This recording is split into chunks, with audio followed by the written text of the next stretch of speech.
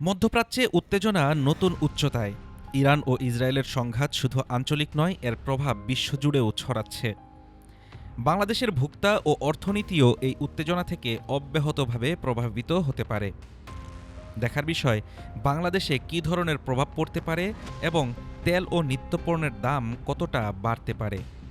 Iran Israel সংঘাত আন্তর্জাতিক তেলের বাজারে ইতিমধ্যে অস্থিরতা সৃষ্টি করেছে। পারস্য উপসাগর দিয়ে বিশ্ববাজারে তেলের প্রধান সরবরাহ যায়।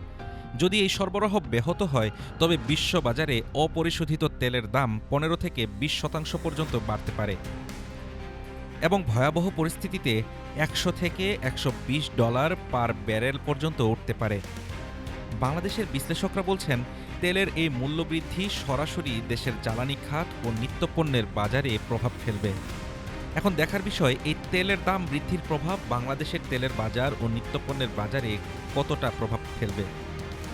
প্রথমেই পাম্পে যে জ্বালানি আছে, অর্থাৎ পেট্রোল, যা বর্তমানে 120 টাকা পার লিটার রয়েছে, যদি 20% দাম বৃদ্ধি হয়, তবে এই দাম 144 টাকা পার লিটার পর্যন্ত বেড়ে যেতে পারে।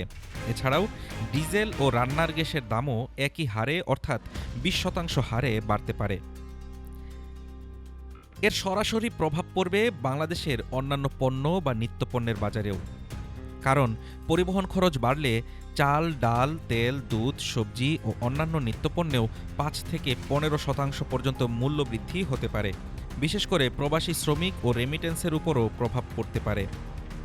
তাই এটা বলা যায় যে, ইরান ইসরায়েল যুদ্ধে বাংলাদেশ সরাসরি যুদ্ধক্ষেত্রে না থাকলেও তেলের ও নিত্যপণ্যের দাম বৃদ্ধি নিয়ে উদ্বেগ রয়েছে এবং বাংলাদেশের অর্থনীতিতেও প্রভাব পড়বে, অর্থাৎ রেমিটেন্স, বৈদেশিক মুদ্রা এবং সাধারণ মানুষের ক্রয় ক্ষমতায় বড় ধরনের প্রভাব পড়তে পারে।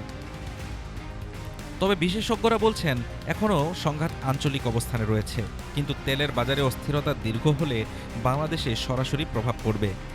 দাম বাড়ার প্রভাব সবচেয়ে বেশি পরিবহন ও নিত্যপণ্যের খাতে পড়বে। সরকার ও নীতি নির্ধারকরা সতর্ক অবস্থানে রয়েছে।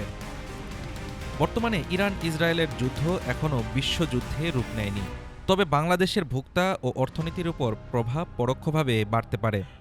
জ্বালানি ও নিত্যপণ্যের বাজারে ওঠাপড়া চলবে, তাই সাধারণ মানুষকে সচেতন ও প্রস্তুত থাকার আহ্বান জানিয়েছেন বিশেষজ্ঞরা। হাফিজুর রহমান তুষার, ঢাকা টুডে।